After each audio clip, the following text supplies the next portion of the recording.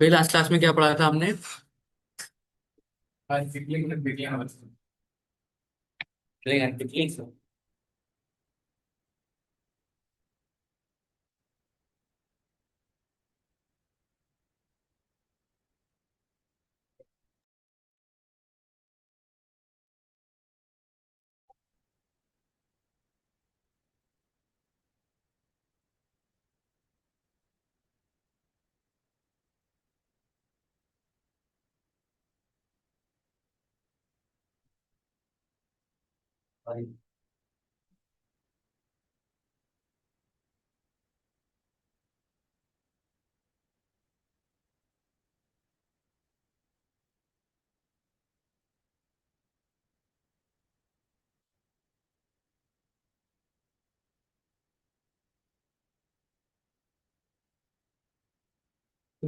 Last class में हमने कुछ चीजें डिस्कस की थी। क्या क्या डिस्कस किया था? टेक्स्ट फाइल कैसे हैंडल होती है, डॉक्स फाइल कैसे हैंडल होती है, और सीएसवी फाइल कैसे करते हैं हम, एक्सेल फाइल कैसे रीड करते हैं, और जेसन फाइल कैसे रीड करते हैं। ठीक है, तो एक टॉपिक बचा था आपका पिकल वाला, है ना? कि भाई पिकलिंग अनपिकलिंग क्या होती है। तो ये चीज देख लेते हैं। ये तो ऑलरेडी हम देख चुके हैं सारा का सारा किस तरह से काम होता है।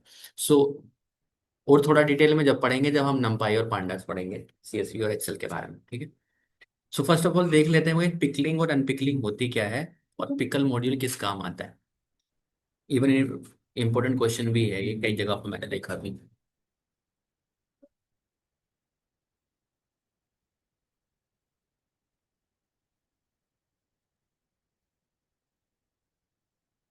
भाई मशीन लर्निंग सुना है आप लोगों ने? क्या होता है मशीन लर्निंग? हाँ साक्षी, क्या होता है मशीन लर्निंग? तुम पढ़ रहे हो ना नहीं से मशीन लर्निंग? फिर क्या होता है मशीन लर्निंग? तभी मैं आपको समझा पाऊंगा जब आपको थोड़ा बहुत मशीन लर्निंग का पता हो कि मशीन लर्निंग क्या होता है। रोबोट होता है मशीन लर्निंग? कहाँ से लाते हो तुम बात इतनी छांट के, रोबोट होता है मशीन लर्निंग? हाँ, हाँ जी, कौन बताएगा क्या होता है मशीन लर्निंग?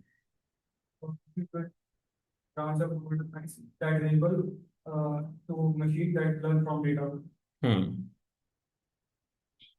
ठीक है, समझ गए क्या बताया उन्होंने? पूछोगे तो मैं समझ गया, पर क्या समझा था? हाँ, व्हाट इज मशीन लर्निंग, क्या बताया उन्होंने?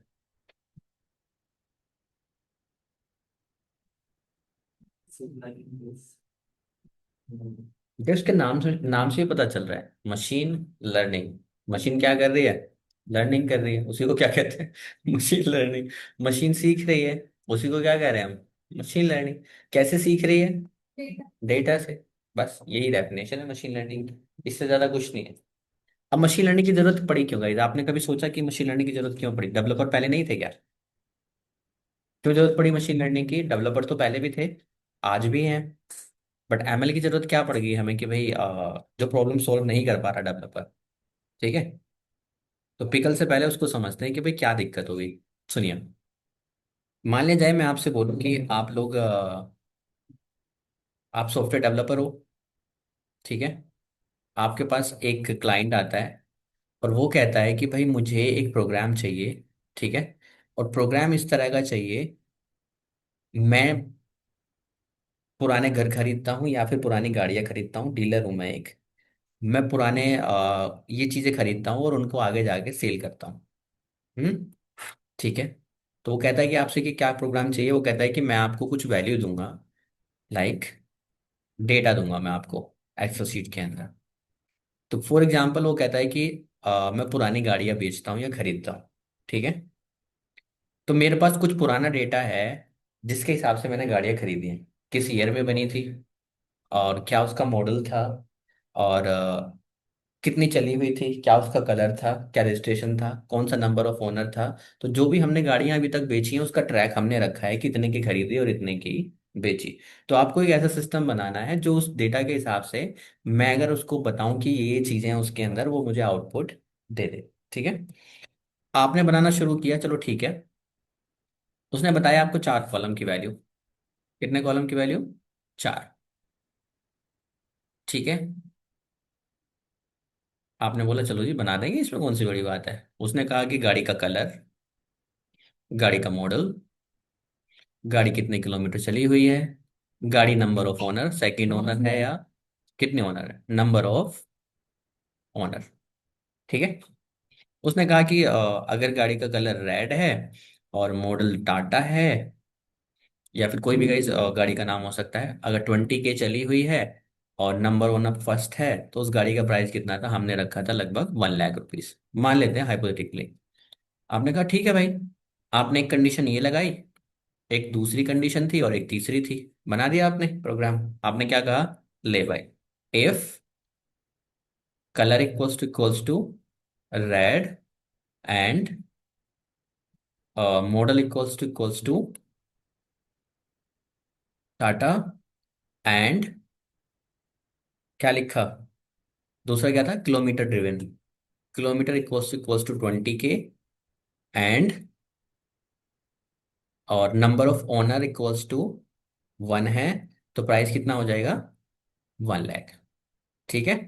अब ऐसे ही करते करते आपने क्या किया कि दूसरा उठाया और तीसरा उठाया, आपने एक ही यहाँ पे लगा दिया। कोई दिक्कत वाली बात है गाइस?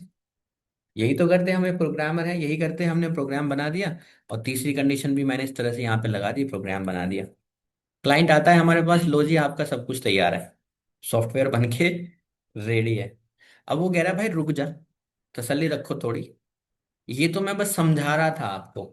मेरे पास कुल मिला के 700 कॉलम है, और कुल मिला के मेरे पास 7 लाख रो है। समझ गए बात को? वो बोला 7 लाख गाड़ियां बेची है मैंने 2 साल के अंदर, उसके हिसाब से मुझे क्या करना है, ये प्रोग्राम चाहिए। और कॉलम की नंबर ऑफ वैल्यू कितनी है, 700। तो कितने ही फेल्स हो गए, 700 गुणा 7 लाख। और वैल्यू मैच भी नहीं करती किसी से। बहुत रेयर चांस होगा कि कोई वैल्यू किसी के साथ मैच करेगी। अगर वैल्यू मैच कर गई तो हमें और प्रॉब्लम हो जानी है, क्योंकि दो कंडीशन इफ क्या हो जाएंगी, ट्रू हो जाएंगे कि नहीं हो जाएंगे। तो इसका सोल्यूशन क्या है, क्या ये प्रोग्राम बनेगा नहीं बनेगा? हम्म तो यही प्रॉब्लम को सॉल्व करने के लिए आपका आया था कौन, मशीन लर्निंग।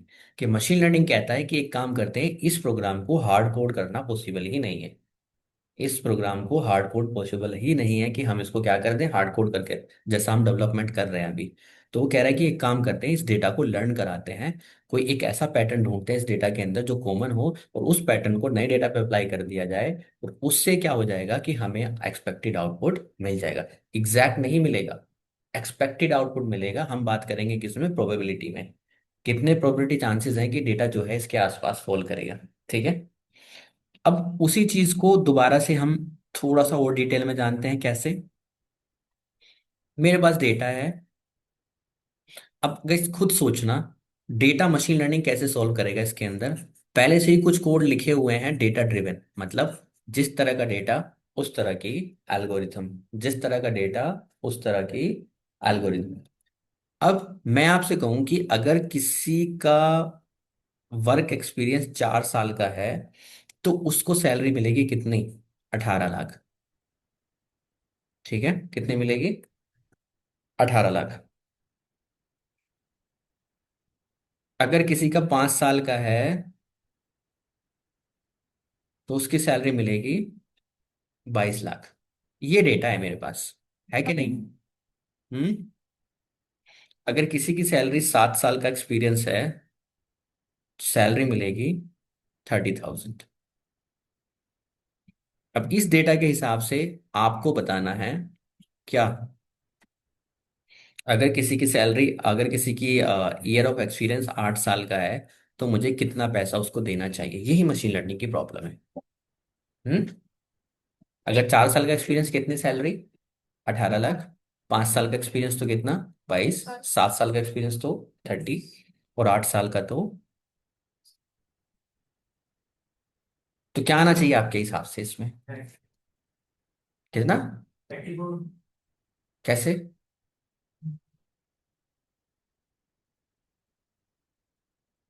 हम्म। लूडो।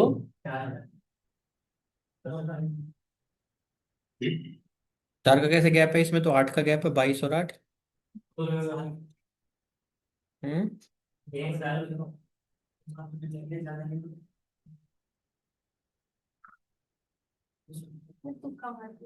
नहीं, रीजनिंग का क्वेश्चन है ये, आपके इंटरव्यू में भी हो सकता था, आपके एप्टीट्यूड में भी आ सकता है ये क्वेश्चन। एप्टीट्यूड का क्वेश्चन है ये, कि अगर 4 को 18 कर सकते हैं, 5 को 22 कर सकते हैं और 7 को 30 कर सकते हैं, तो 8 को कितना करेंगे। ये जब हम इंटरव्यू में जाते हैं ना, अगर आप बिल्कुल फ्रेशर हो, बीटेक बीटेक करके जाते हो, तो रीजनिंग में एप्टीट्यूड में मिलते हैं इस तरह के क्वेश्चन। तो आपके हिसाब से क्या आना चाहिए। हम्म। नहीं मिल रहा कुछ। गाइस, मशीन लर्निंग एग्जैक्टली में करता क्या है, मशीन लर्निंग आपके डेटा में रिलेशन फाइंड आउट करता है, और उसी रिलेशन को नए डेटा पे क्या करता है, अप्लाई करता है। 36। बताइए कैसे।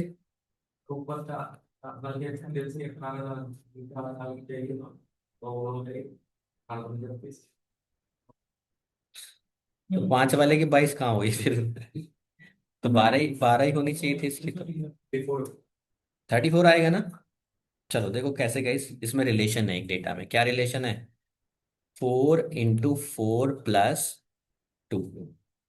4 × 16 और 2 = 18। 5 × 4 + 2 कितना हुआ, 5 × 20 और 2 = 22। 7 × 4 + 2 कितना हुआ, 30। 8 × 4 + 2 तो कितना आएगा। मिला रिलेशन। तो हमें दो वैल्यू का पता चला यहाँ से, कि ये कॉलम को 4 से मल्टीप्लाई किया जाता है और 2 उसमें जोड़ा जाता है। तो एग्जैक्टली ये इक्वेशन क्या है, कि स्ट्रेट लाइन की इक्वेशन है, जो होता है y = mx + c। ये एक स्ट्रेट लाइन की इक्वेशन है, अगर हम इसमें कोई डेटा पॉइंट को पॉइंट करेंगे तो हमें एक स्ट्रेट लाइन मिलेगी कुछ इस तरह से। ठीक है। ओके। अब मैंने आपको ये कहानी इतनी सुनाई क्यों, लंबी चौड़ी, इस कहानी को सुनाने का एक उद्देश्य है मेरा, क्या है, ये जो मशीन ने किया है ना फाइंड आउट, हमने एक एल्गोरिथम उठाया जिसको बोलते हैं हम लीनियर रिग्रेशन। क्या बोलते हैं, लीनियर रिग्रेशन। उस लीनियर रिग्रेशन पे इस डेटा को हमने अप्लाई किया। ठीक है। ये मान के चलिए 4 लाख रोज हैं। उसने क्या किया है, एक पैटर्न फाइंड आउट किया है, और उस पैटर्न में उसे पता चला है, हमने उसको फिट करने की कोशिश की कि y = mx + c के अंदर, तो उसने क्या निकाला, एक m की वैल्यू निकाली और c की वैल्यू निकाली। जो m की वैल्यू है आपकी वो क्या है, 4, और जो सी की वैल्यू है वो क्या निकली है, 2। ये हर एक उसके लिए क्या रहेगी, कांस्टेंट रहेगी। अब उससे मैं अगर कोई भी डेटा दूं, मैंने बोला उसको 9 साल के एक्सपीरियंस का बताइए, तो वो क्या करेगा, 9 × 4 + 2, तो कितना हो जाएगा ये, 38 लाख। समझ में आ गई बात। अब ये जो ट्रेनिंग हुई है, इस ट्रेनिंग में मान लिया जाएगा, this is a very simple example, but real world scenario में we have a lot of data, we have a GB में डेटा होता है। और इसको ट्रेन करने का समटाइम्स, अगर आप नॉर्मल सिस्टम पे इस पर रन करने बैठोगे, it will let you know कि 28 दिन बाद आउटपुट आएगा आपका, या 30 दिन बाद आउटपुट आएगा। कहते हैं कि अगर नॉर्मल इंसान को ट्रेन करने बैठोगे चैट जीपीटी का जरिए, तो उसको 2600 साल लगेंगे ट्रेन होने के लिए। ठीक है। तो this is not as a simple task, इसीलिए आपके पास जीपीयू होते हैं महंगे महंगे, आरटीएक्स वाले। ठीक है।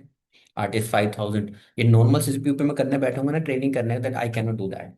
अच्छा खासा रैम चाहिए, अच्छा खासा हार्डवेयर चाहिए। तो इसीलिए मैंने आप लास्ट क्लास में आपको शायद जनरेटर वगैरह भी पढ़ाया था।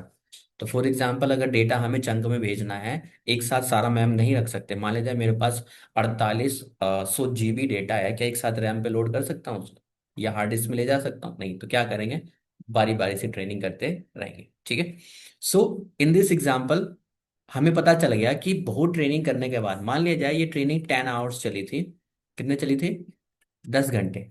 10 घंटे ट्रेनिंग करने के बाद हमें पता चला कि जो ऑप्टिमल वैल्यू है वो एम की और सी की, वो क्या निकली है, एम की निकली है 4 और सी की क्या निकली है, तो अब ये वैल्यू अगर आप दोबारा से उस फाइल में ही छोड़ दोगे तो क्या होगा, जब उस फाइल को हम रीरन करेंगे तो क्या होगा, सारे वेरिएबल लॉस होकर दोबारा से हो जाएगा, मतलब रीट्रेनिंग स्टार्ट हो जाएगी दोबारा से। जो हमने 10 घंटा मेहनत करके ये चीज निकाली थी वो क्या हो जाएगी, लॉस हो जाएगी। क्योंकि आप जब भी फाइल को दोबारा रन करोगे तो क्या होगा, सारे वेरिएबल दोबारा होंगे साइन, दोबारा से रीट्रेनिंग होगी। तो उस किनारे में हम क्या करते हैं, इस फाइल को हम पिकल बना देंगे। पिकल फाइल बना लेंगे। क्या बना लेंगे? Pickle file. तो पिकल फाइल क्या करती है, इस ऑब्जेक्ट को जो भी इसकी वैल्यूज हैं उसको क्या कर लेगा, बाइनरी ऑब्जेक्ट में स्टोर कर लेगा। ठीक है।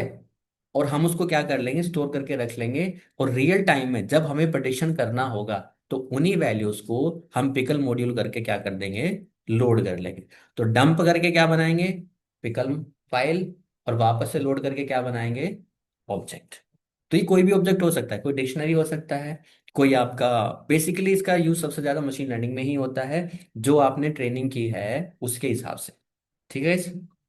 वो कैसे पहचानता है, फेस रिकॉग्निशन कैसे करता है कोई एआई? हम्म। जैसे आपको पता चल रहा है ये क्या लिखा है, क्या लिखा है? 4। क्या एग्जैक्टली में ये 4 है? नहीं ना। क्या है, डॉट्स लगे हुए हैं। तो यही आपका मशीन काम करता है।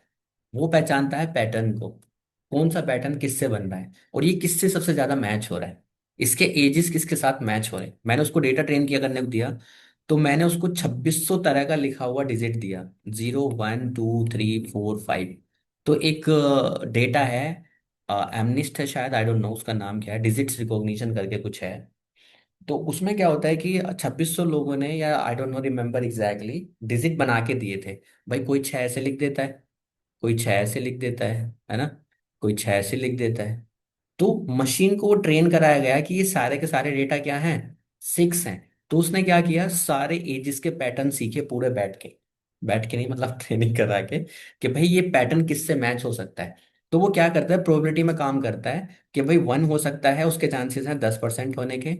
20 हो सकता है या 2 हो सकता है, उसके चांसेस कितने हैं, 20%। और 3 हो सकता है, इसके चांसेस कितने हैं, 70%। तो हम उसको क्या बोलेंगे, ये 3 है। तो डेटा एग्जैक्ट मैच ना हो के किस में बात हो रही है, प्रोबेबिलिटी में। इसीलिए बोला जाता है कि जिसको मशीन लर्निंग पढ़ना हो उसे प्रोबेबिलिटी, लीनियर अलजेब्रा और स्टैटिस्टिक्स, 3 मैथ की नॉलेज होनी चाहिए।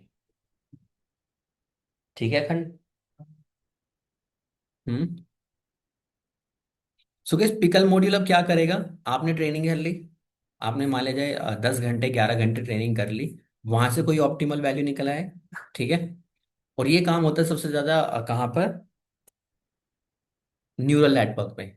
तो न्यूरल नेटवर्क में क्या होता है कि एक पैरामीटर नहीं होता, वहां पे 200 पैरामीटर, 300 पैरामीटर, 400 पैरामीटर, इतने पैरामीटर हो सकते हैं इवन। हाँ, इमेजिन भी नहीं कर सकते इतने पैरामीटर हो सकते हैं। और क्योंकि वो बहुत मेहनत करने के बाद, जिनको हम बोलते हैं वेट्स, वेट्स एंड बायसेस। तो मशीन लर्निंग अगर मेरे साथ पढ़ा आप लोगों ने तो we will discuss about it, तो अभी के लिए इतना कोई कंसर्न है नहीं। तो वेट क्या होते हैं एग्जैक्टली, जो मैंने एम और सी की वैल्यू आपको बताई है ना, तो वहां पे ये बहुत सारे हो जाते हैं। अब कहो ना कहो कि भाई यहाँ पे तो 2 ही कॉलम थे, है ना, तो इसलिए एक एम आया और एक सी आया। अब कहने लगो वहां तो भाई आपने बोला था 700 कॉलम है, तो ये इक्वेशन चेंज हो जाएगी। इक्वेशन चेंज बन के क्या बन जाएगी, Y equals to M1 X1, M2 X2, M3 X3, M4 X4 plus C. ठीक है। जितने कॉलम उतने एम की वैल्यू, कि भाई इसकी वैल्यू को क्या रखा जाए जो हमें सबसे कम एरर मिले। ठीक है। इस वैल्यू को क्या रखा जाए सबसे कम एरर मिले, इस वैल्यू को। तो ये क्या करता है मॉडल, एम और M1 M2 M3 जितने कॉलम उतनी वैल्यू को क्या करेगा, एक लूप चलाएगा। और इस लूप पे क्या करेगा, सबकी वैल्यू को 1 बाय 1 क्या करेगा, चेंज करेगा। और 1 बाय 1 चेंज करने के बाद क्या होगा इन वैल्यूज के अंदर, जिस वैल्यू पे एरर सबसे कम होगा उसको क्या करेगा ये, स्टोर करेगा। तो M1 की कुछ ऑप्टिमल वैल्यू निकलेगी, मान लो 0.4। M2 की कोई वैल्यू निकलेगी 0.3। M3 की कोई वैल्यू निकलेगी 0.5, या फिर M4 की निकलेगी कोई भी 1.2। ये इसकी ऑप्टिमल वैल्यू है, जिस एरर पे, जिस वैल्यू पे एरर सबसे कम है। अब इसकी हमें क्या बनानी है, पिकल फाइल। क्या बनानी है, पिकल फाइल। और कौन सा मॉड्यूल यूज करके, पिकल मॉड्यूल यूज करके। ठीक है। इसी को बोलते हैं गाइस हम पिकलिंग एंड अनपिकलिंग। तो हमने जेसन फाइल ओपन की थी उस दिन, जेसन को लोड किया था और वापस से क्या किया था, डंप किया था, डंप एंड लोड। तो उसी तरह से ट्रेनिंग होने के बाद हम उस मॉडल को क्या करेंगे, डंप करेंगे। और वापस से जब हमें चाहिए होगा तो फिर क्या कर लेंगे, उसको लोड कर लेंगे। तो डंप करने को हम क्या कह रहे हैं, पिकलिंग, और वापस से लोड करने को क्या बोल रहे हैं हम, अनपिकलिंग। ठीक है। तो एक बार मैं इसको दिखा देता हूँ, कोई इतनी बड़ी बात है नहीं इसमें, पिकलिंग अनपिकलिंग में।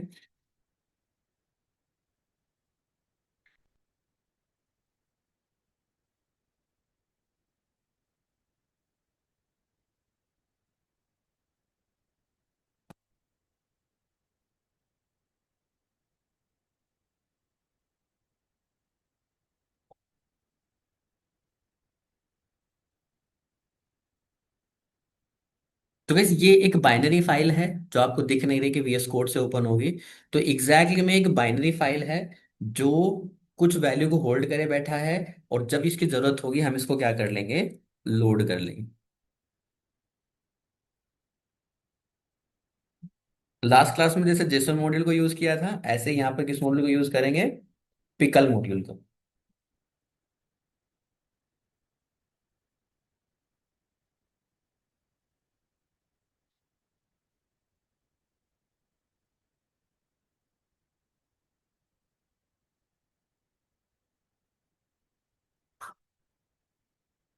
ठीक है। तो ये आपका डेटा है जो ओरिजिनल ऑब्जेक्ट है आपका, और आपको इसने क्या किया, डंप करके पिकल करके क्या बना दिया इसका, बाइनरी फाइल। और वापस से लोड करके वही ऑब्जेक्ट मिल गया आपको जो था। अब ये कुछ भी हो सकता है, ऑब्जेक्ट मतलब ऑब्जेक्ट आपका लिस्ट हो सकता है, आपका डिक्शनरी हो सकता है, आपके वो पैरामीटर हो सकते हैं जो हमने भी बात की थी। अब लिस्ट को तो क्या ही करोगे गाइस, डंप करके। तो उस केस में हम क्या कर रहे हैं, हम मोस्टली इसका यूज कहाँ पे कर रहे हैं, मशीन लर्निंग के अंदर, उन वेट्स एंड बायसेस को स्टोर करने के लिए। सो दैट जब हमारा वो प्रोग्राम सर्वर पे जाएगा, तो हम वहां पर ट्रेनिंग नहीं करेंगे, हम क्या करेंगे, अपने इस ऑब्जेक्ट को लेके जाएंगे वहां पर, और उसको मेमोरी में लोड करके इससे प्रेडिक्शन करवाएंगे, क्योंकि उसके पास एम और सी की वैल्यू पहले से ही है। तो हम उसको क्या प्रोवाइड करेंगे, बस X1 X2 और X3। M1 M2 M3 उसके पास पहले से ही है, सी की वैल्यू उसके पास पहले से ही है। तो ट्रेनिंग की जरूरत अब दोबारा से नहीं है। क्लियर है? So pickling and unpickling are the process of converting object into a byte stream, जिसको हम बोलते हैं serialisation, and reconstructing the object from the byte stream, जिसको बोलते हैं deserialisation, respectively. These operations are performed using the pickle module in Python. ठीक है। So guys इसको करने का तरीका बिल्कुल आसान है। आपने ट्रेनिंग वेनिंग सब कर ली, मान लीजिए ये हमारे पास क्या है,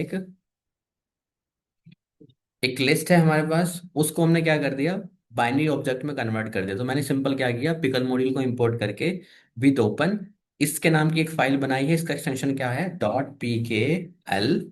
और यहाँ पे जो फाइल ओपन करोगे आप किस मोड में करोगे, डब्लू बाइनरी। ठीक है, खाली डब्लू नहीं, डब्लू बाइनरी एज फाइल, और पिकल डॉट डम्प। तो ये इस नाम का क्या बन जाएगा, आपका पिकल ऑब्जेक्ट बन जाएगा। ठीक है। और वापस से अगर हमें अनपिकलिंग करनी होगी, वापस से ऑब्जेक्ट चाहिए होगा, तो क्या करेंगे हम इसको, again import pickle with open. तो रीड कर लेंगे किसमें, रीड बाइनरी मोड में। ठीक है। और हमें क्या मिल जाएगा इसका, वही डेटा मिल जाएगा जो यहाँ पर था। तो फाइल कुछ इस तरह से दिखाई देती है आपकी, जो मैंने अभी दिखाई थी आपको हियर।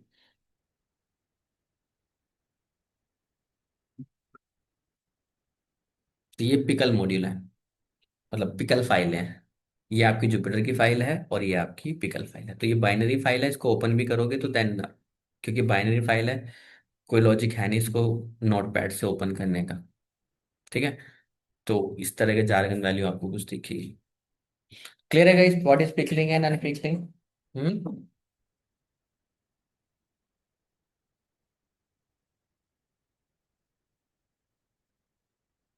तो आई थिंक इटरेटर जनरेटर भी पढ़ लिया हमने। हम्म। Multithreading. ओके। तो गाइस मल्टी थ्रेडिंग में आपको एक बता देता हूँ, फिर उसके बाद हम कल से फिर ऑब्जेक्ट ओरिएंटेड प्रोग्रामिंग शुरू करेंगे। That is the most important part of the programming. Core Python फिर यहीं तक है आपका। ठीक है। मल्टी थ्रेडिंग बताएगा कोई, क्या होता है मल्टी थ्रेडिंग? हम्म। बीटेक बीसीए में एक बुक होती है शायद, multi processing and multi threading की।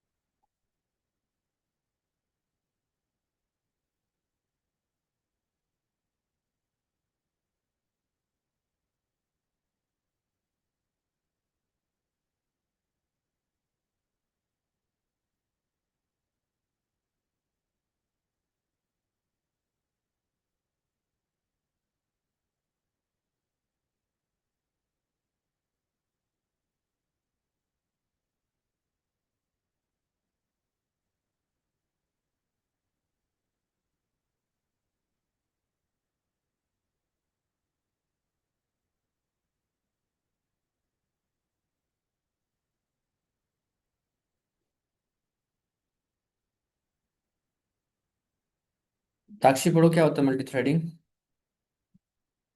Multi-threading is a Python reference to the capability of program to execute multiple threads concurrently, which is time process each thread respect sir मेरी ना थोड़ी आँख ब्लर हो गई है।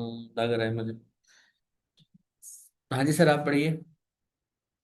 Multi-threading in Python refers to the ability of program to execute multiple threads concurrently within a single process.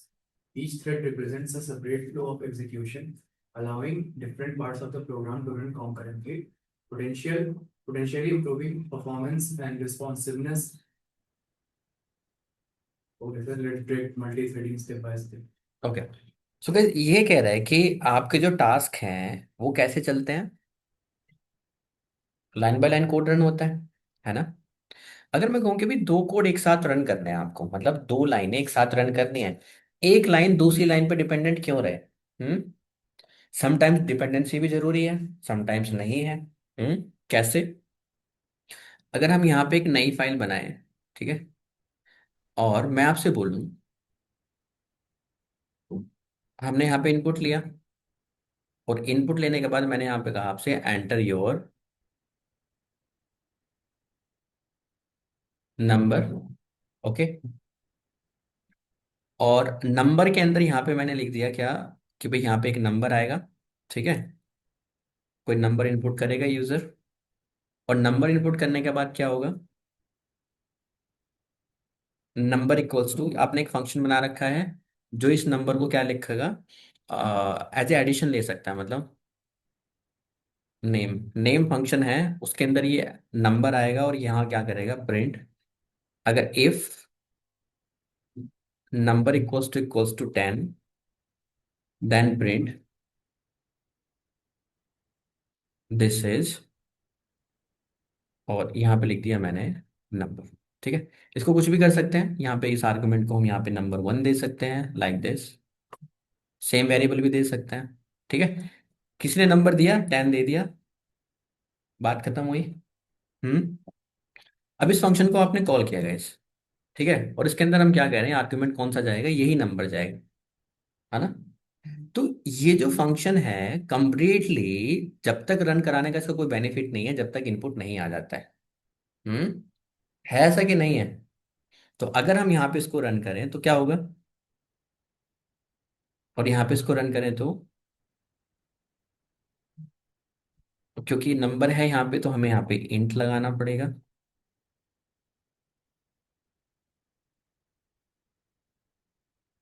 ठीक है।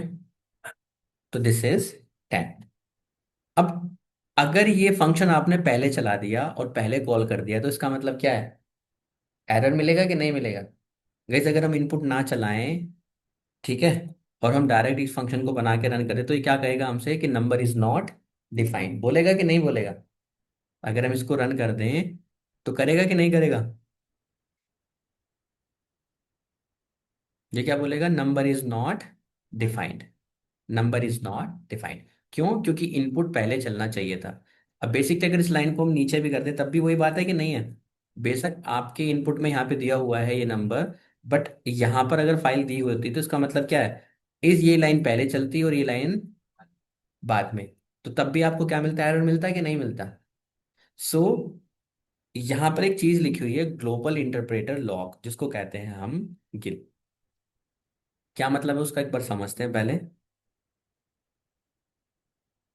Understanding the thread, thread है क्या एग्जैक्टली में? A thread is the smallest unit of execution within a process.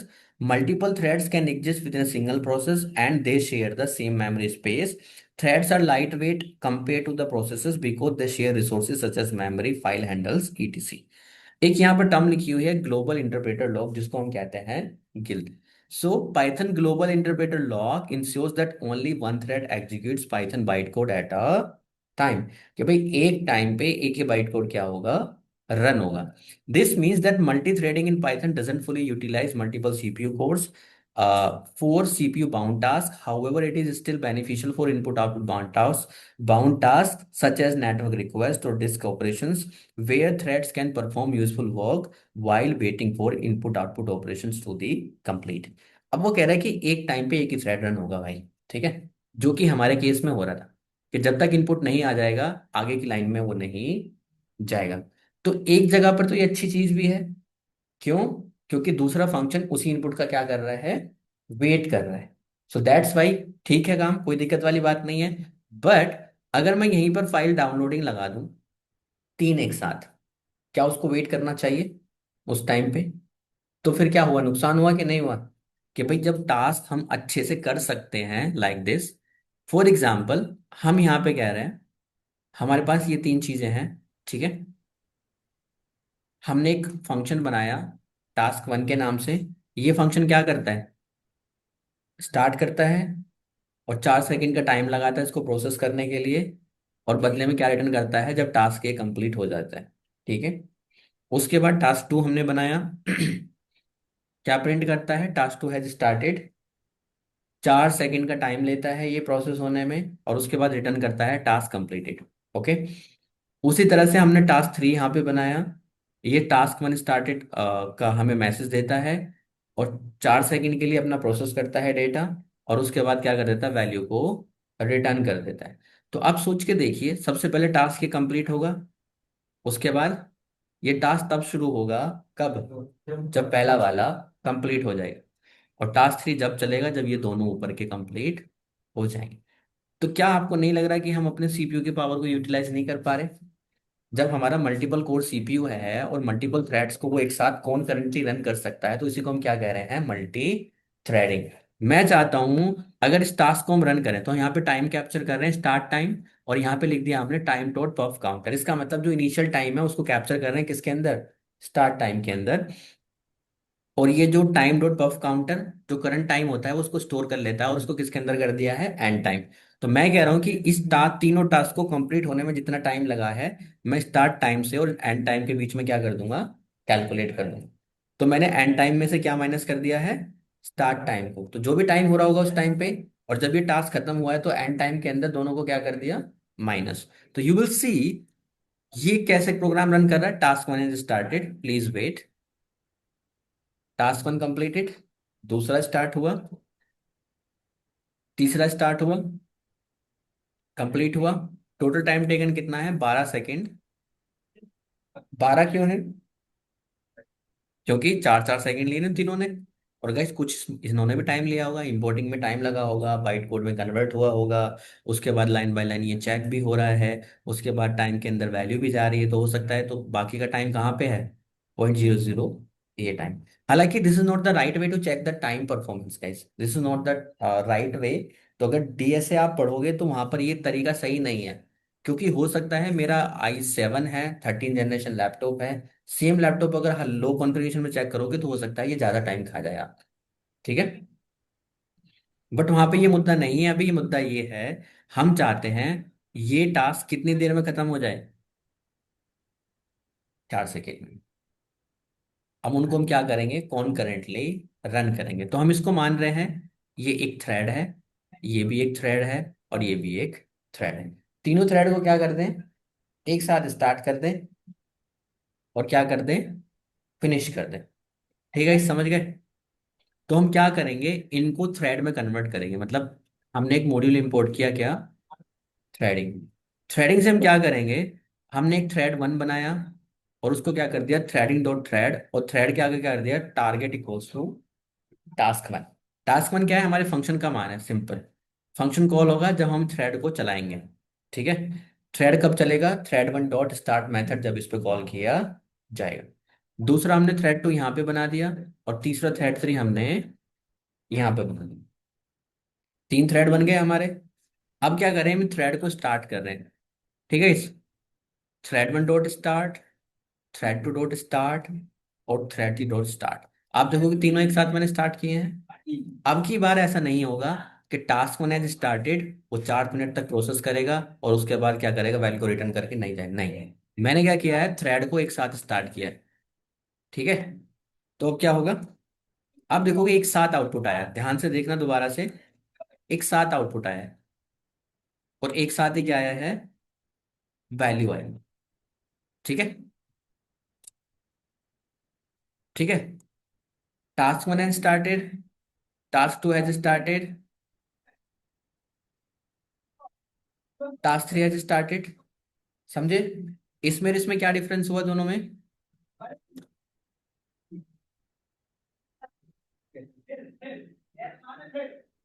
हम्म?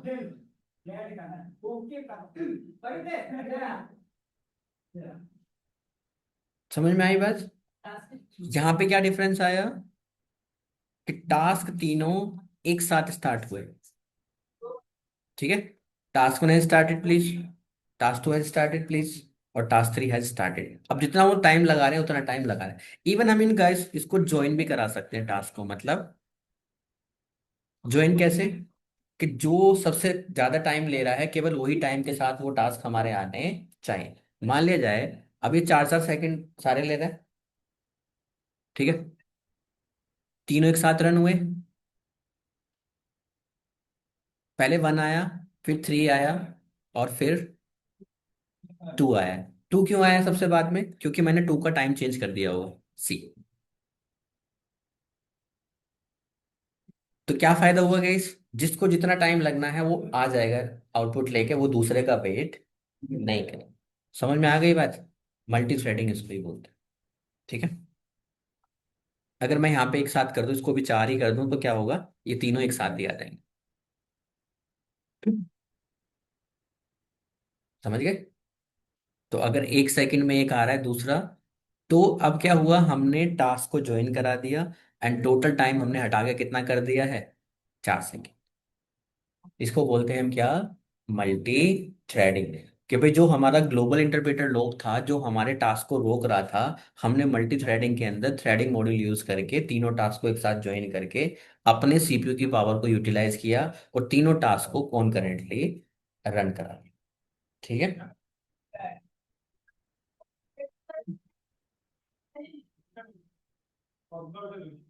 ठीक है। एक बार करके देखोगे?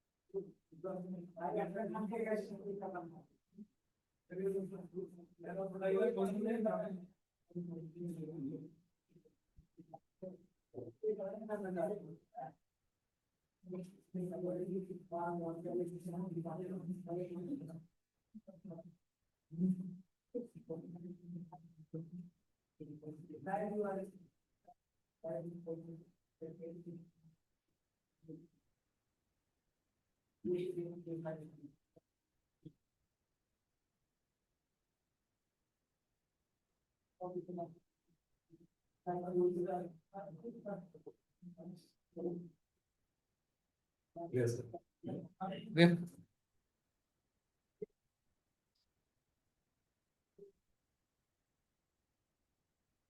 ओके।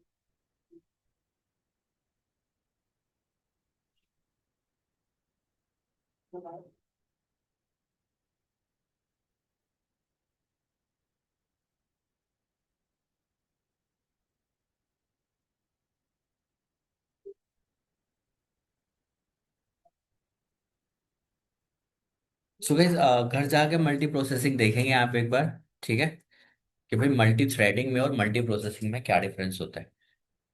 ठीक है। और इसको अच्छे से कर लेना एक बार, multithreading and multiprocessing theoretically अच्छे से देख लेना। Okay. I am not saying कि इंटरव्यू में आपसे बोला जाएगा कि मल्टी थ्रेडिंग करके दिखाइए। हालांकि इतना डिफिकल्ट भी नहीं है, कर भी सकते हैं, बट दोनों में डिफरेंस पता होना चाहिए, multi threading and multi processing. तो कल मैं पूछूंगा आप लोगों से कि मल्टी प्रोसेसिंग में मल्टी थ्रेडिंग में क्या डिफरेंस होते हैं। ठीक है।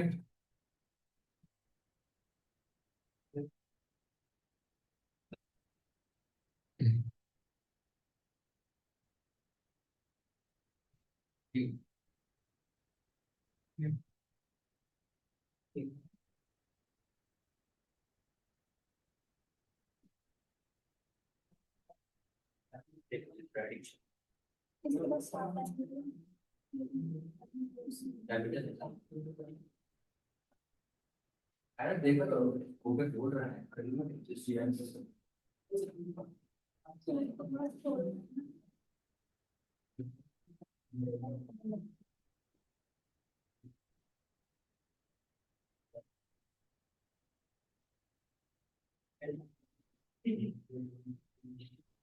गाइस, कल से हम ऑब्जेक्ट ओरिएंटेड प्रोग्रामिंग शुरू कर रहे हैं, तो यहाँ तक आपका जो कोर पाइथन होता है वो फिनिश है।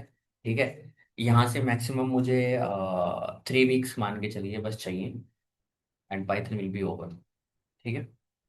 तो आई थिंक 1.5 मंथ्स हो भी गए शायद, आप 1.5 महीना हो गया ना। हाँ, तो 3 वीक्स की यहाँ से क्लासेस बचती हैं बस। ओके। तो मैंने जो आपको क्वेश्चंस वगैरह दिए हैं, 50 क्वेश्चंस असाइनमेंट वगैरह दिए हैं, completed as soon as possible. यहाँ तक किसी को कोई क्वेश्चन हो, डाउट हो, कंसर्न हो, तो पूछिए।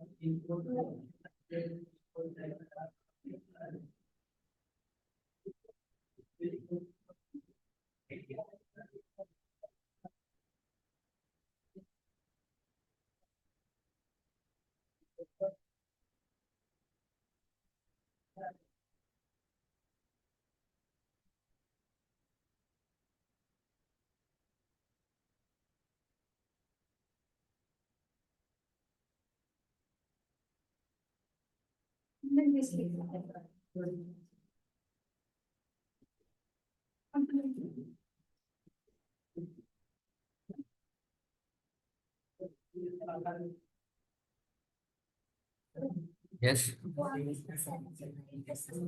क्लास में से ज्वाइन किया तो क्लास। ओके, फिर काम करता हूँ मैं, इनको ना गूगल ड्राइव में देख के लिंक दे दूँ।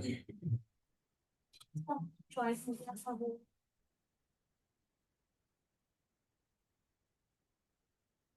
यही करता हूँ मैं, क्लासरूम में गूगल ड्राइव में डाल के ना लिंक दे दूंगा आप लोगों को, जिसको नहीं मिला वहां से डाउनलोड कर लेना।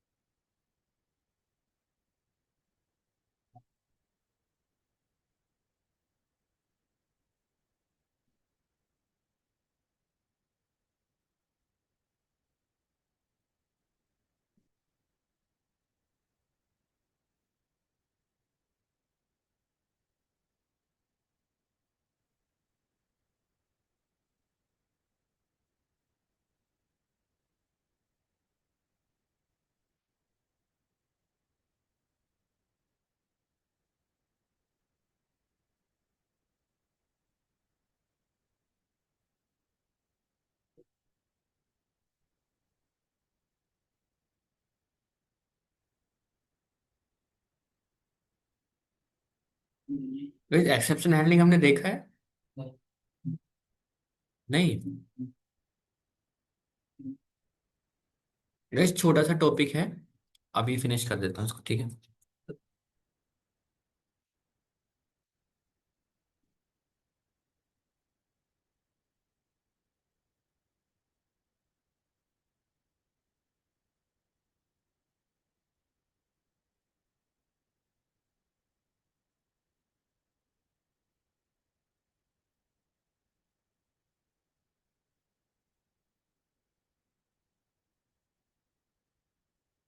गाइस, जो एक्सेप्शन हैंडलिंग होता है, ठीक है, इंटरव्यू में पूछा भी जाता है कि क्या एक्सेप्शन हैंडलिंग होता है, उसको कैसे हैंडल करना है, ठीक है। देखो, अभी तक हमने क्या है, हमारा कोड जो है, अगर कोई एरर आता है यूजर की वजह से, हमारा कोड जो है बंद हो जाता है, ठीक है। देखो, तो सबसे पहले देखते हैं एक्सेप्शन हैंडलिंग होता क्या है। देखो, प्रोग्राम के अंदर दो तरह के एरर होते हैं, एक होता है आपका सिंटैक्स एरर और एक होता है आपका एक्सेप्शन। सिंटैक्स एरर का क्या मतलब है कि आपने कोड को लिखने में गलती की है, उसको तो ठीक करना ही पड़ेगा, उसमें तो कोई गुंजाइश वाली बात है ही नहीं। एक्सेप्शन क्या होता है एग्जैक्टली में? एक्सेप्शन होता है कि जो एरर हमारे हाथ में नहीं है, मतलब कोड का फटना हमारे हाथ में नहीं है। कौन सी चीजें जो हमारे हाथ में नहीं है? हम्म, कोई एग्जांपल बता सकते हो कि जो हमारे हाथ में नहीं है, यूजर पे डिपेंडेंट करता है? हम्म, कोई ऐसा कोड है जो हमारे हाथ में ना हो कि यूजर पे डिपेंड करेगा, अगर यूजर ने ऐसा कर दिया या यूजर ने ऐसा कर दिया? हम्म, जिसमें आप कुछ नहीं कर सकते। आप कहने लगोगे इंटीजर चाहिए था, स्ट्रिंग दे दिया यूजर ने, तो यूजर पे डिपेंड कर रहा है ये? हमने बोला कि इनपुट चाहिए था इंटीजर, बट यूजर ने स्ट्रिंग इनपुट कर दिया। क्या यूजर की गलती है ये? ना हमारी कैसे हुई? हमारी कैसे हुई? यूजर ने, हमने इनपुट मांगा था इंटीजर नंबर दीजिए, पिन डाली, उसने लिख दिया ABCD। तो क्या इसका मतलब ये है कि कोड फट गया, खत्म कहानी, जय माता दी होगी कोड की? हाँ, नहीं ना। तो ये तो हमारी गलती हुई ना। तो हमें तो चेक करना चाहिए था कि एक काम करते हैं कि अगर इनपुट ये आया तो उसको बता देंगे कि भाई ऐसे आना चाहिए था, इसको तो हम सुधार सकते हैं ना। तो मैं पूछ रहा हूँ ऐसी कौन सी गलती है जो हम नहीं सुधार सकते? लाइक,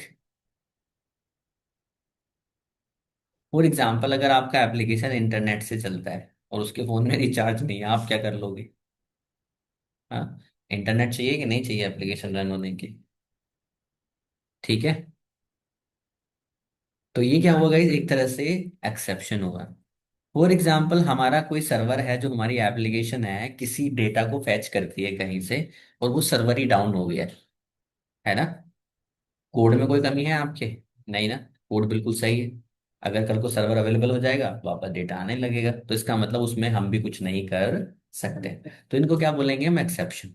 जो चीजें हमारे हाथ में नहीं है, कोड को हम कितना भी सुधार लें, उसमें कोई सुधार नहीं हो सकता। कंप्लीटली डिपेंडेंट है किसी और सर्वर पे, कंप्लीटली डिपेंडेंट है किसी और यूजर पे, कंप्लीटली डिपेंडेंट है किसी और एपीआई पे, जो भी थर्ड पार्टी डेटा ला रही है, कुछ कर रही है। तो इसको हम क्या बोलेंगे, एक्सेप्शन। अब इसका मतलब ये तो नहीं है कि प्रोग्राम बंद ही हो जाए। हम्म। तो हमें क्या करना है, ग्रेसफुली उन एरर्स को हैंडल करना है, और इसी को बोलते हैं हम एक्सेप्शन हैंडलिंग। कि भाई जो भी एक्सेप्शन होंगे, ठीक है। तो सबसे पहला क्या होता है, सिंटेक्स एरर। ये तो कोड में लिखने की गलती है, ये तो ठीक करना ही है आपको, इसमें तो कोई नहीं है। Exception occur during the execution of a program after the code has been successfully parse and is running. Exception arise when unexpected condition occur during the execution of the program. This could be due to user input, file input error. File हमने सर्च की, file आई नहीं वहां पर, तो इसमें हम क्या कर लेंगे, तो क्या बोलेंगे, फाइल नॉट फाउंड एरर। ठीक है। Exceptions do not necessarily halt the program immediately. They can be caught and handled using try and except blocks. Like यहाँ पर अगर हम यहाँ पे इसको छोड़ देंगे, है तो ये भी एक तरह से एक्सेप्शन ही, बट ये क्या है, एक सिंटेक्स एरर है। हमने यहाँ पे छोड़ दिया है क्या, डबल कोट्स। तो हम ये नहीं कह सकते कि ये हमारे हाथ में नहीं है, ये तो हमारा ही प्रॉब्लम है जो हमने क्रिएट कर दिया है। ठीक है। तो गाइस ये सारे के सारे एक्सेप्शंस हैं। हालांकि इनमें आधे से ज्यादा तो हम ठीक कर सकते हैं, बट कुछ चीजें हैं। लाइक आपने कोई प्रोग्राम के अंदर क्या कर दिया, आप डेटा अपलोड करा रहे हो कहीं पे, ठीक है। सिंपल सी बात है, जब डेटा अपलोड हो रहा है, एप्लीकेशन आपका रनिंग में है, और यूजर ने कीबोर्ड पे कुछ बटन दबा दिया, एस्केप, आप कुछ कर पाओगे उसमें? क्या प्रोग्राम क्रैश होना चाहिए? नहीं ना। तो प्रोग्राम को बताना चाहिए था अनएक्सपेक्टेड, जो आपने की प्रेस की है, स्केप बटन, तो बाहर सी बात है, सिंपल स्केप स्केप का ही काम करेगा, और क्या करेगा। हम्म। तो हमें इनको क्या करना है, ग्रेसफुली हैंडल करना है। तो आपका एट्रीब्यूट एरर है, वैल्यू एरर है, टाइप एरर है, इंडेक्स एरर है, की एरर है, जीरो डिवीजन एरर है, फाइल नॉट फाउंड एरर है, इंपोर्ट एरर है, सिंटेक्स एरर है, नेम एरर है, ओवरफ्लो एरर है, असर्शन एरर है, कीबोर्ड इंटरप्शन एरर है, इनपुट आउटपुट एरर है। तो ये सारे के सारे क्या है, एक्सेप्शन। बट इनमें से जैसे कि सिंटेक्स एरर है, ये तो हमें पता चल रहा है कि सिंटेक्स एरर हमारा काम है, तो इसका मतलब नहीं है कि रन टाइम पे सिंटेक्स एरर नहीं आना चाहिए। तो ये तो कोड टेस्टिंग में ही पता चल जाएगा हमें कि यहाँ पर सिंटेक्स एरर है। तो टेस्टर क्या करता है, आपकी सारे के सारे कोड को इनपुट दे दे के देखता है, हर तरह का इनपुट, जितने भी पॉसिबल इनपुट हो सकते हैं, कॉम्बिनेशन हो सकते हैं, वो ट्राई करेगा। ठीक है। और अगर एरर मिल जाता है, फिर वो आपका ढोल पीटेगा, पूरे उसमें मेल जाएगा बकायदा कि यहाँ पे मुझे बग मिला है, वो उसके लिए क्या बोलते हैं, मेरिट बैचेस हैं उसके लिए, उसके लिए एक ऐतिहासिक जीत है ये, that I found. But every developer को पता होता है कि मेरा कोड कहाँ पे फटे होगा, जब हम उसको बनाते रहते हैं ना, हमारे दिमाग में होता है कि यहाँ पे गड़बड़ हो सकती है। ठीक है। सो जैसे कि आपने कोई मॉड्यूल इंपोर्ट कर दिया, इस नाम का है नहीं मॉड्यूल, तो क्या मिलेगा, no module name found error. तो इसको तो हम यहीं पे ठीक कर सकते हैं ना गाइस। इसका तो कोई लॉजिक नहीं बनता ना कि module name found error run time पे आपको जाए जाके। हम्म। अब ऐसी कौन सी चीज है जो हमारे हाथ में नहीं है, आपने एक लूप चला रखा है यहाँ पे 4 i in 3, क्या चलेगा ये? नहीं ना, क्योंकि 3 ट्रेबल आइटम ही नहीं है। जब तो चेक हुआ नहीं, क्योंकि किसी ने चेक किया नहीं, बट रन टाइम पे जाके तो इसका मतलब इसको भी ठीक किया जा सकता था। जो हम ठीक नहीं कर सकते थे वो क्या था, लाइक फाइल आपको सर्वर पे जाके कोई ओपन करनी थी, फाइल है ही नहीं वहां पे, आप क्या ठीक कर दोगे इसमें? हम्म। आपको कनेक्शन बना के डेटा को लेके आना था सर्वर से, सर्वर पे डेटा ही नहीं है, आप क्या ठीक कर दोगे उसमें? हम्म। तो वहां पे एक्सेप्शन रेज होगा कि नहीं होगा? आपने फाइल ओपन करने की कोशिश की, फाइल है ही नहीं वहां पे, तो कहाँ से ओपन हो जाएगी? फाइल है फिर भी नहीं ओपन हो रही तो देन आपके कोड में कमी है फिर। बात की दिया उसमें फिर भी नहीं होगा। फाइल करप्ट होगी। क्यों नहीं हो रही ओपन? दो ही रीजन हो सकते हैं, या तो फाइल मिली नहीं, या फाइल करप्ट है। करप्ट में भी आप कुछ नहीं कर पाओगे। जैसे बीएस कोड वाला एक जो फाइल बनाया मैंने, हम्म। फाइल का नाम दिया तो फिर भी नहीं चल रहा था। नहीं चल रहा मतलब, तो ये तो कोड में ही दिक्कत हुई ना आपके, या तो फाइल में दिक्कत हो सकती है, इस फाइल मैंने ओपन करी, ओपन नहीं हुई। कभी कभी क्या होता है कि हम फाइल डाउनलोड करते हैं बट ओपन नहीं होती, उसमें आपकी प्रॉब्लम है, फाइल करप्ट है, वो साफ साफ बोल देता है फाइल करप्ट है। ठीक है। अब करप्ट है फाइल का मतलब ये नहीं होना कि आपका कोड इस तरह से लिखा हुआ है फाइल करप्ट है फिर भी आपका प्रोग्राम क्रैश कर गया। उसको ग्रेसफुली हैंडल करके ये बताना चाहिए कि फाइल आपकी करप्ट है, ये प्रॉब्लम है। ये कहना मैं चाहता हूँ और कुछ नहीं कहना चाहता। ठीक है। लाइक, तो गाइस अब इसको कैसे हैंडल करेंगे? चार तरीके से हैंडल होता है, ये चार ब्लॉक होते हैं, ट्राई, एक्सेप्ट, एल्स और फाइनली। ठीक है। ट्राई के अंदर हमेशा वो कोड रखा जाता है जिसमें आपको लगता है कि इसमें एरर आ सकता है। ठीक है। एक्सेप्ट के अंदर क्या होता है, उन एक्सेप्शन को हम क्या करते हैं, ग्रेसफुली हैंडल करते हैं, उन एक्सेप्शन। ओके। ग्रेसफुली हैंडल करते हैं। जो भी एक्सेप्शन है उनको क्या करते हैं, एक्सेप्ट करते हैं। अगर उसको सोल्व करते हैं तो हम यहाँ पर उसको उस तरह से लिखेंगे कि भाई ये एक्सेप्शन है और इस तरह से इसको हम हैंडल कर रहे हैं। एल्स का क्या मतलब है, एग्जीक्यूट इफ नो एक्सेप्शन। ये ब्लॉक इसके साथ क्या है, एसोसिएट है। अगर ट्राई ब्लॉक चलेगा तो एल्स ब्लॉक चलेगा। और फाइनली ब्लॉक का क्या मतलब है, ये ब्लॉक तो चलेगा ही चलेगा, उसका ऊपर वाले ब्लॉक से कोई लेना देना नहीं। इसको मान के चलिए जैसे आपका इफ चलता है तो एल्स नहीं चलता है, अगर एल्स चलता है तो इफ नहीं चलता है। अगर आपके कोड में दिक्कत हुई तो उसको कौन हैंडल करेगा, एक्सेप्ट। ठीक है। एल्स ब्लॉक कब चलेगा, ट्राई ब्लॉक के साथ। ठीक है। अगर कोड में कोई दिक्कत नहीं हुई तो एल्स ब्लॉक आपको कंफर्मेशन दे रहा है कि भाई एवरीथिंग इज वर्किंग स्मूथली, कोई दिक्कत नहीं है। फाइनली ब्लॉक के अंदर हम क्या करते हैं, ऐसा कोड लिखते हैं जो हमें चलाना नेसेसरी है। फॉर एग्जाम्पल, हम किसी सर्वर से डेटा लेके आ रहे हैं, सर्वर से हमने कनेक्शन बनाया है, हमें सर्वर से कनेक्शन को क्या करना चाहिए, क्लोज करना चाहिए। हमने कोई फाइल ओपन की है, फाइल बेशक हमारा काम हुआ या नहीं हुआ, हमें फाइल को क्लोज करना चाहिए। तो वो सारी चीजें कहाँ पर आएंगी, फाइनली ब्लॉक के अंदर। क्योंकि उसका कोई मतलब नहीं है ट्राई चला या नहीं चला, एक्सेप्ट चला या नहीं चला, एल्स चला या नहीं चला, ये काम तो होना ही चाहिए। तो इस केस में हम फाइनली ब्लॉक को उसके अंदर रखेंगे। बाकी ट्राई के अंदर वो ब्लॉक रखेंगे जो हमें रन करना है, जिसमें लग रहा है एक्सेप्शन रेज हो सकता है। ठीक है। काइंड ऑफ एक एक्सेप्शन होता है जीरो डिवीजन एरर। आप यहाँ पे लिखिए प्रिंट, और प्रिंट के अंदर आप यहाँ पे लिख सकते हो क्या, 2 डिवाइडेड बाई 2। 1 आ गया, एक्सपेक्टेड था। आपने 10 लिख दिया, एक्सपेक्टेड था। बट आपने यहाँ पे जैसे ही जीरो डिवाइड किया तो क्या आया, जीरो डिवीजन एरर। आप इसमें क्या कर सकते हो, उसको बोलोगे जीरो हटा दो कीबोर्ड में से, नहीं ना। तो हमें क्या करना चाहिए, इसको ग्रेसफुली हैंडल करना चाहिए। तो हम क्या करेंगे, इस एरर को बोलेंगे कि भाई इसको ट्राई करो कोड को, और मुझे लगता है इस कोड में क्या आने वाली है, प्रॉब्लम आ सकती है। तो मैं क्या करूंगा, ट्राई दिस ब्लॉक, और यहां पे लिखूंगा एक्सेप्ट एक्सेप्शन। ठीक है। एक्सेप्ट एक्सेप्शन एज, ये नेमिंग कन्वेंशन है, इसका कुछ भी नाम दे सकते हो, this is just a variable, as E. और यहाँ पे उस एरर को मैं प्रिंट कर सकता हूँ। ठीक है। प्रिंट कर सकता हूँ और मैं यहाँ पे लिख सकता हूँ ई। तो आप देखोगे डिवीजन बाय जीरो, मेरा प्रोग्राम क्रैश नहीं हुआ। अगर यहाँ पे कोई लाइन लिखी होती का कोड लिखा होता तो वो कोड रन करता। हम्म। समझ गए।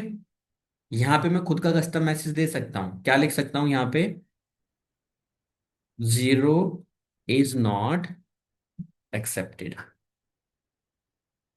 समझ गए।